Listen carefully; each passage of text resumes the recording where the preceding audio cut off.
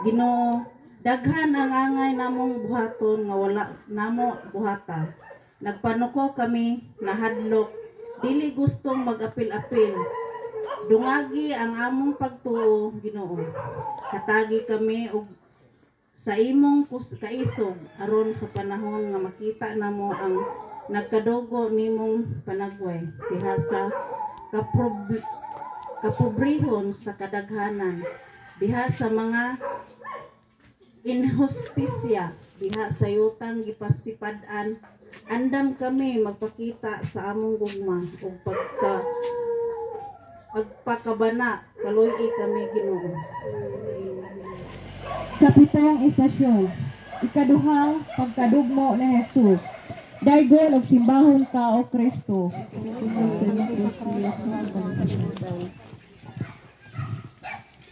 Nag-anam kalayo ang gilaptan ni Jesus. Nag-anam usab kabugat ang krus nga iyang gipas-an. Ug nadugmo siya sa ikaduhang higayon. Kung lisod man ang pagbangon sa unang pagkasukamod, unsa pa kaha kalisod ang ikaduhang pagkahukan, pamalandong. Sa ikaduhang higayon, napukan sa Jesus. Sa ikaduhang higayon, mahimong mapukan usab kita, samtang magpanaw kita ngadto sa kinabuhi. Ang dala ni Jesus dili lapad ug hapsay. Dalan hinuon kini nga gansal-gansalon o puno sa mga kapakyasan. Apan ang hagit alang kanato mao andam ba kita nga mopadayon bisan sa mga kalisdanan? Pag-ampo. Ginoo, gikan sa imong gitumbahan, ikaw mibangon o mipadayon. Apan sa gamayrang mga kapakyasan, kadali ra namong mapukan ug mabugnaw. Ginoo, pasayloa kami niining among pagkulang. Ipasilaob, hinuon dinhi kanamo ang imong kalig-on ug kadasig aron diha sa among pagpangalagad mulahutay kami ug makanunayon. Pag-ampo. Ginoo, nahingawa kami nga walay igong hinungdan. Nasol kami sa mga butang nga dili angay hilakan.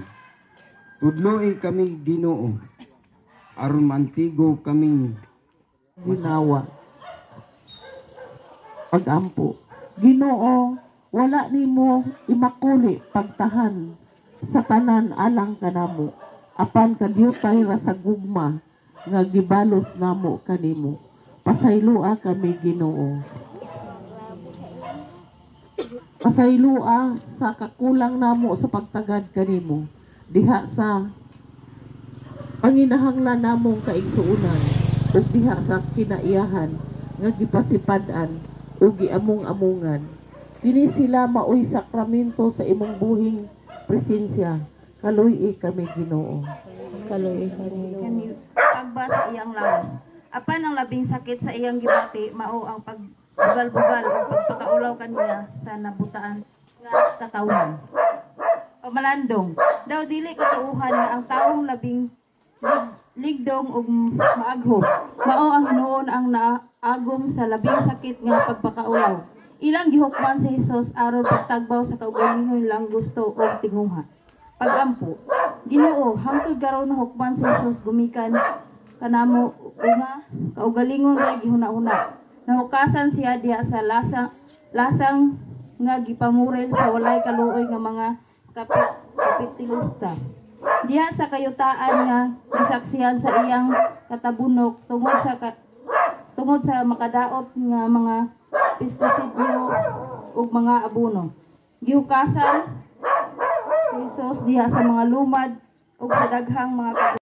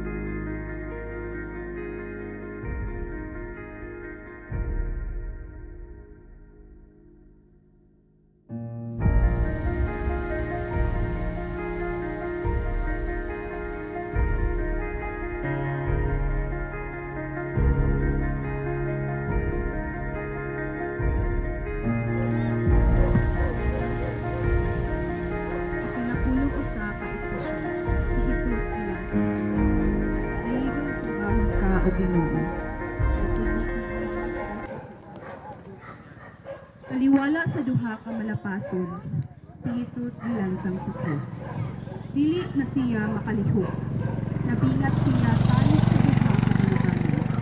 Apan bisan pa niini, ang nadupan niyang lawas nahimong tinugdan sa bag-ong kinabuhi. Pamalandong. Ang kahintang ni Jesus nga gilansang, maoy talan-awon nga ania sa tagsa-tagsa kanato.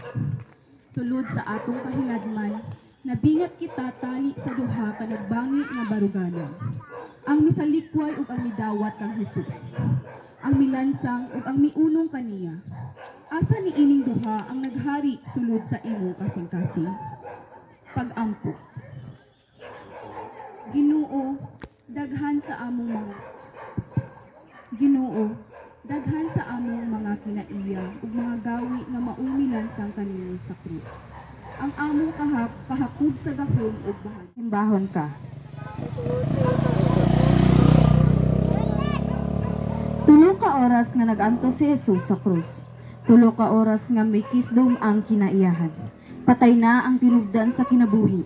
Ipatay siya sa mga taong gilandungat sa kangitngit ug kamatayon. Pamalandong, mga igsuon, namatay na si Jesus. Apan ang iyang kamatayon, dili mo'y katapusan sa tanan, kundili ang sinugdanan sa pag-abot sa bag-ong panahon. Mao kini ang kamatayong nagluwas nga mulatas pa sa katawhang kasaysayan. Mao kini ang kamatayong gihatag aron ang kalibutan mabuhi. Pag-ampo, Ginoo, nahintik na kayud ang imong misyon. Apan wala sa matapos ang imong kamatayon sa adlaw-adlaw namong kinabuhi. Itugot Ginoo na sa matag kamatayon nga among masinati anaay kabanhawan, pakig-uli o pasaylo sa matag relasyon nga mabugto. Kahupayan sa matag higayon nga anaay kasub-anan, paglaom o pagbangon sa matag kahugnuan. Pasayloa kami sa daghan namong pagkulang kanimo. Kaluy kami Ginoo. Simbahon ka o Ginoo. Sayo kaayo sa Domingo sa buntag, miadto sa lubnganan ang mga babayi dala ang mga pahumot. Unya, pagtanaw nila sa lubnganan, ilang nakita nga naligid na ang bato nga gisira sa pultahan, ug sila giingnan. Ayaw kamo kahadlok, nangita kamo ka Jesus nga taga Nazaret, ang gilangsang sa krus. Wala na siya dinhi, nabanhaw na siya. Pamalandong, mga igsuon, gikan sa lubnganan, migitib ang bagong kinabuhi. Nabanhaw si Jesus, gibuntog niya ang kamatayon, uban sa iyang pagabanhaw, malunhaw ang umaw nga kabukiran, usalanap ang katubigan sa nangliking kayutaan, og mahibalik ang yutawhanong kalunhay og kadagaya. Sugad karon bagong ugma, ug mahimugso ang bagong paglaom sa katawhan ug sa kalibutan. Pag-ampo, Ginoo, nakalatas ka gikan sa kamatayon ngadto sa pagkabanhaw, kay gihigugma mo man ang isigatawo ug ang kinabuhi. Itugot Ginoo nga makasunod kami sa imong mga lakang, himua dinhi kanamo nga mahimo kaming maakuhon ug magpakabana sa kahimtang sa among palibot. Aron pinaagi niini mabanhaw usab kami ug ang tanang mga binuhat duyog ug uban kanimo. Kaluy kami Ginoo. Ama namo